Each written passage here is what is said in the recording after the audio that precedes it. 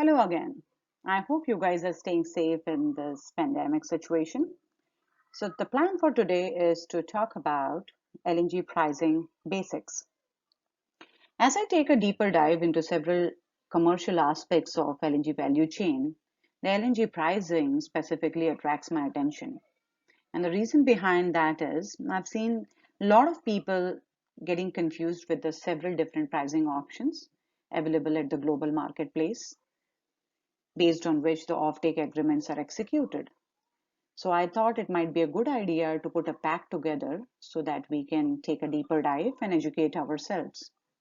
So by the end of the presentation, you should have pretty good idea about the LNG pricing basics and what are the different options available worldwide. The presentation will not include the implication of LNG pricing options into the offtake agreements. So I hope you like the presentation and let's get started. And as I mentioned previously, if you have any questions, I would be more than happy to take them. You can write to me at insightlngwithrocky@gmail.com. So let's go.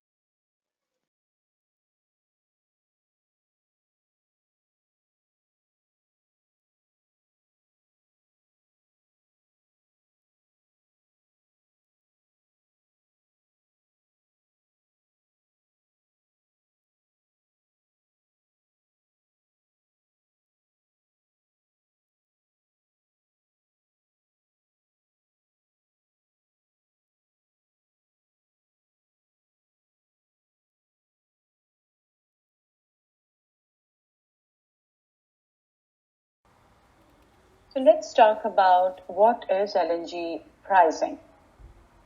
We all know that crude oil has a harmonized global price. But as opposed to the crude oil, the LNG does not feature a harmonized global price. Price of liquefied natural gas usually reflects the energy market into which it is sold. And that has the implications on the offtake agreements as well. So the LNG sold under long-term LNG sale contracts traditionally reflects the energy economics of the market into which the LNG is being sold. Of course, the LNG pricing is affected by the supply-demand dynamics, but the pricing is different for different energy markets. Now, the three main LNG markets are Asia, Europe, and US. So let's see how in these three different LNG markets the LNG is priced. Now, let's discuss about the different forms of LNG pricing. There are three different forms of LNG pricing: JKM, TTF, and HH. JKM is the LNG pricing options which is available for the Asian markets, Japan, Korea, and China. And so any LNG which is sold in the Asian market is linked to the JKM pricing option. The JKM pricing option is linked to Japan Custom Cleared Crude Price Index, informally also known as the Japanese Crude Cocktail Price, or sometimes it may be indexed to the Brent Crude Pricing Index. We'll take a deeper dive into this in the next slide. Over here, I'm just giving you an overview. The second pricing option is the TTF. So the European region uses the TTF pricing option. In Europe, the prices are linked to competing gas prices at the gas hubs. And what are the different well-known gas hubs? They are the Dutch Tidal Transfer Facility, TTF, or the UK's National Balancing Point, NBP. So any LNG which is sold in European region will be mostly priced to the TTF or NBP pricing index. The third one is HH, which is the Henry Hub pricing index. And the North American market is basically linked to the Henry Hub pricing index. So let's start with the oil indexed pricing options. As I mentioned previously, there are two oil indexed pricing options, Brent and JKM. LNG pricing has historically been tied to crude oil. and that's for very obvious reasons that uh, crude oil is the replacement fuel for natural gas. Pricing into Japan and much of Asia are based on the percentage of price of Japan custom cleared crude, JCC, which is the average price of custom cleared crude oil imports into Japan as reported in the custom statistics. So based on this JKM pricing option, if we have to price the LNG, then the pricing formula for the LNG would be the JCC price into the price slope, where JCC is further defined as the previous 3 monthly averages of JCC priced in yen and then converted into US dollars.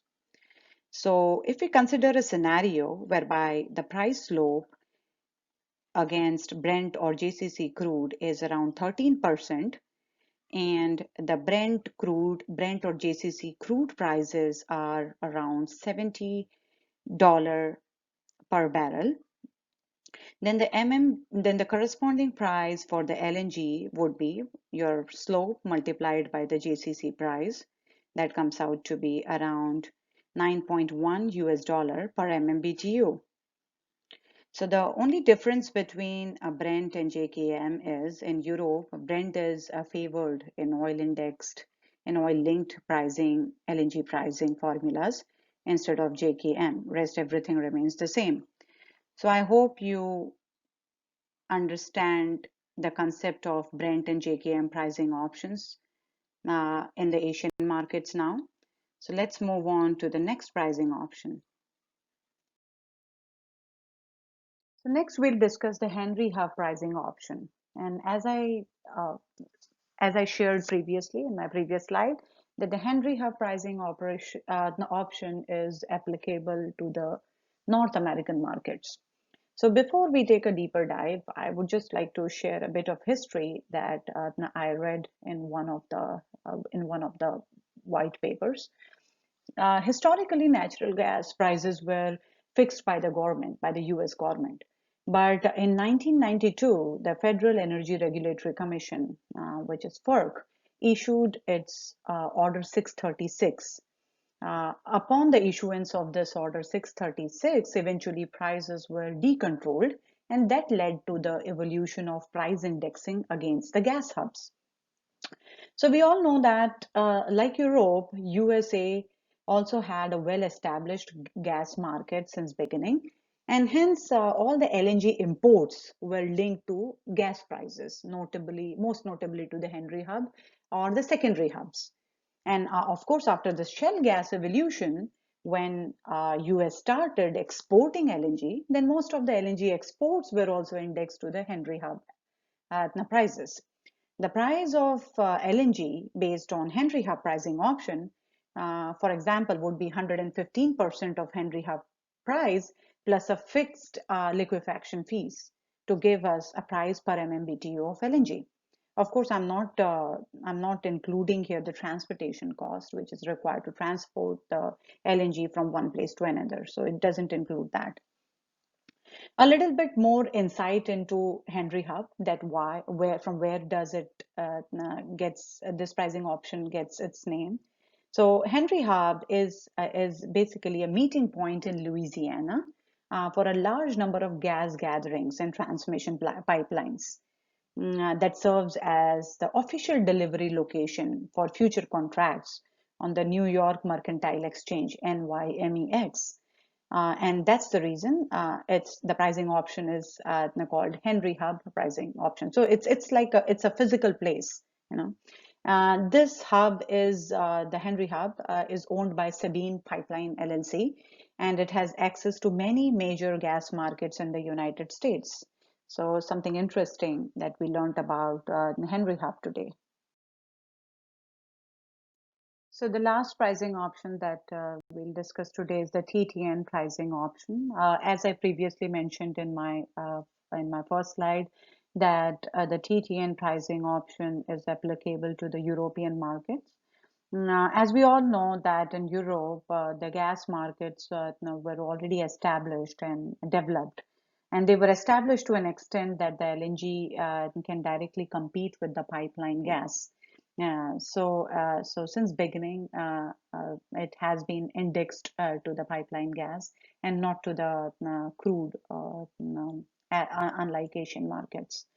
As a result, the oil-linked the pricing formula in LNG sales contract have been replaced by pricing formula that are set by reference to competing gas prices at the gas hubs. And we already know, as I mentioned in my previous slide, that the two well-known gas hubs in Europe are the Dutch Title Transfer Facility (TTF) and the UK's National Balancing Point (NBP). Point to be noted here is that unlike Henry Hub, which is a physical place, physical location within the USA, TTF is not. So that's all about the TTN pricing option. Now let's move on to the next slide.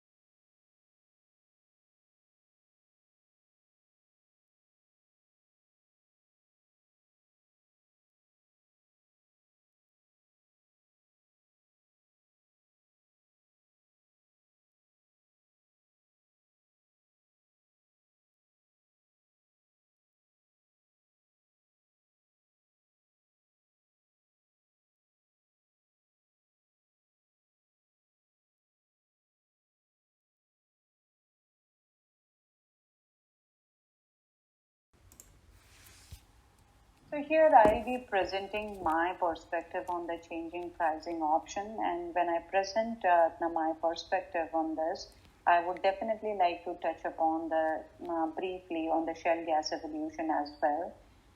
We all know that the shale gas evolution has strengthened the position of United States in the global marketplace.